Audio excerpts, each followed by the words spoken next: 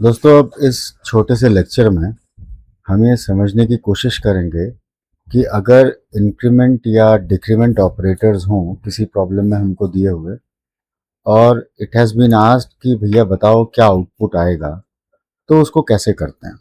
सबसे पहली और इम्पॉर्टेंट बात यह है कि जब भी ऐसी कभी कोई प्रॉब्लम आए तो सबसे पहले आप एक डायग्रामेटिकली स्टैक के बारे में सोचें कि भाई स्टैक है, उसमें जैसे ही कोई वेरिएबल डिक्लेयर होगा तो वहाँ बनेगा, और फिर सोचिए कि उसकी वैल्यू कैसे चेंज होती है। मैंने आपको प्रीवियस लेक्चर में बताया भी था कि जब कभी भी प्री इंक्रीमेंट होता है तो उस केस में, या प्री डिक्रीमेंट भी होता है तो उस केस में हमेशा पहले इंक्रीमेंटेशन या डिक्रीमेंटेशन किया जाता है और उसके बाद जाके जो भी काम होता है, जो भी ऑपरेशन होता है वो होता है। और पोस्ट इंक्रीमेंटेशन और पोस्ट डिक्रीमेंटेशन के केस में क्या होता है, सबसे पहले काम हो जाता है जो करना होता है और इंक्रीमेंटेशन या डिक्रीमेंटेशन बाद में होता है। तो चलिए इस प्रॉब्लम को देखते हैं। यहाँ पे हमने सबसे पहले कंट्रोल मान लीजिए इस पर्टिकुलर स्टेटमेंट पे आता है। जैसे ही कंट्रोल स्टेटमेंट पे आएगा तो स्टैक में एक वेरिएबल क्रिएट होगा ए, और उस जगह पे आ जाएगी वैल्यू 5। अब इतना काम खत्म हुआ है। अब कंट्रोल आएगा नेक्स्ट स्टेटमेंट पे। तो नेक्स्ट स्टेटमेंट पे आते ही वो सबसे पहले क्या देखेगा, प्री इंक्रीमेंटेशन। प्री इंक्रीमेंटेशन का मतलब, जैसे कि मैंने कहा, पहले वेरिएबल को चेंज करो, उस पे वैल्यू चेंज करो, तब अगर कुछ ऑपरेशन है तो वो करो। तो अभी वेरिएबल ए की वैल्यू क्या थी, 5। प्री इंक्रीमेंटेशन के बाद ये 5 क्या हो जाएगा, 6। अब चूंकि ये 6 हो चुका है तो अब हम 6 + 4 कर लेंगे और वही हमारा इस स्टेटमेंट का आउटपुट होगा। सो 10। अब नेक्स्ट स्टेटमेंट में आ जाएगा कंट्रोल। तो जब कंट्रोल यहां पहुंचेगा तो उसने सिर्फ देखना है a + 2। तो a पे जो भी वैल्यू है, अभी कितनी है, 6। सो 6 + 2 और वो प्रिंट हो जाएगी। So the answer will be 8 will be printed for this line. अब जो मैं यहां पे लिख रहा हूं वो जस्ट इसका रिप्रेजेंटेटिव है। एक्चुअल में क्या प्रिंट होगा, जो राइट साइड में बोल्ड लिखा हुआ है। ठीक है, फिर कंट्रोल नेक्स्ट लाइन पे आएगा। अब अगर आप नेक्स्ट लाइन पे देखो तो पोस्ट डिक्रीमेंटेशन है ए का। तो पोस्ट डिक्रीमेंटेशन में पहले कार्य होता है, पहले वर्क, जो भी यहाँ पे काम है, जो भी ऑपरेशन है वो पहले होगा। इंक्रीमेंटेशन या डिक्रीमेंटेशन पोस्ट वाला बाद में होता है। तो यहाँ पे काम क्या है, यहाँ पे ए पे जो वैल्यू है उसको 3 से ऐड करके प्रिंट करना है। तो सबसे पहले यहाँ पे ए की वैल्यू 6 है, उसको 3 में ऐड करेंगे और आंसर 9 आएगा। तो इस स्टेटमेंट का आउटपुट 9। लेकिन अभी काम बचा हुआ है। जब ये हो जाएगा तो उसके बाद ये डिक्रीमेंट होगी ए की वैल्यू। क्या है ए की वैल्यू, 6। तो अब कितनी हो जाएगी, 5। What the point. फिर कंट्रोल नेक्स्ट लाइन पे आएगा। अब इसमें क्या हो रहा है, सिर्फ ए की वैल्यू उठाई जा रही है, उसमें 1 ऐड करके प्रिंट कर दिया जा रहा है। That is 5 + 1 will give you 6। Okay, then the control will come to next line. जब इस लाइन पे कंट्रोल आएगा तो उसे क्या दिखा, प्री डिक्रीमेंटेशन। तो प्री डिक्रीमेंटेशन जैसे ही दिखा तो सबसे पहले स्टैक में जो वेरिएबल ए है उसकी वैल्यू रिड्यूस होगी 1 से। तो 5 थी तो अब क्या हो जाएगी, 4। और उसके बाद एडिशन का ऑपरेशन हो जाएगा, 4 + 5 विल गिव 9। सो इस तरीके से ये प्रॉब्लम को हमको हैंडल करना है।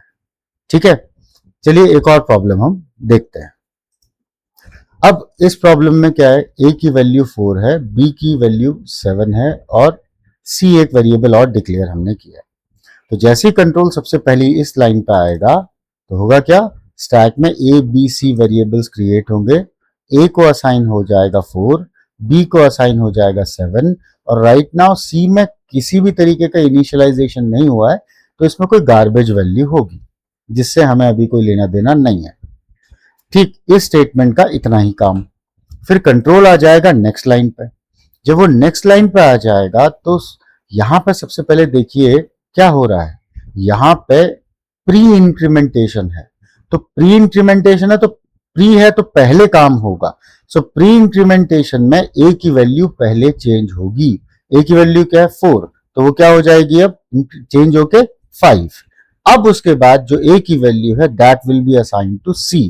तो यहां पे a की क्या वैल्यू है 5, तो वो वैल्यू c पे आ जाएगी।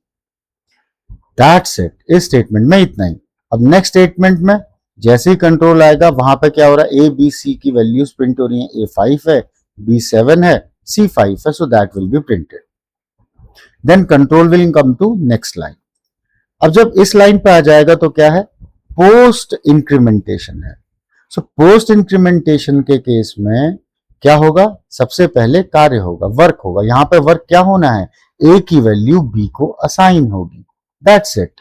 तो a की वैल्यू b को असाइन होगी। तो a की वैल्यू क्या है 5, अभी b की वैल्यू क्या है 7। तो अब जब a की वैल्यू b में जाके कॉपी हो जाएगी तो b की वैल्यू क्या हो जाएगी 5। उसके बाद जाके a का इंक्रीमेंटेशन होगा। तो अभी a की वैल्यू क्या है 5, सो क्या हो जाएगी अब 6। अब ये स्टेटमेंट भी over. Then control will come to next line और यहां पे a b c को प्रिंट करना है। सो a is 6, b is 5, c is 5, so 6 5 5 will be printed. Then the control will come to next line.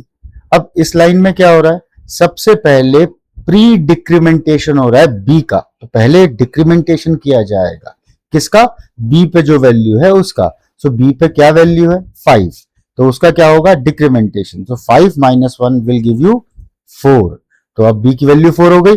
अब जो b की value है that will be assign to c। So b की value 4 will be assign to c। तो c पे अब क्या हो जाएगा 4।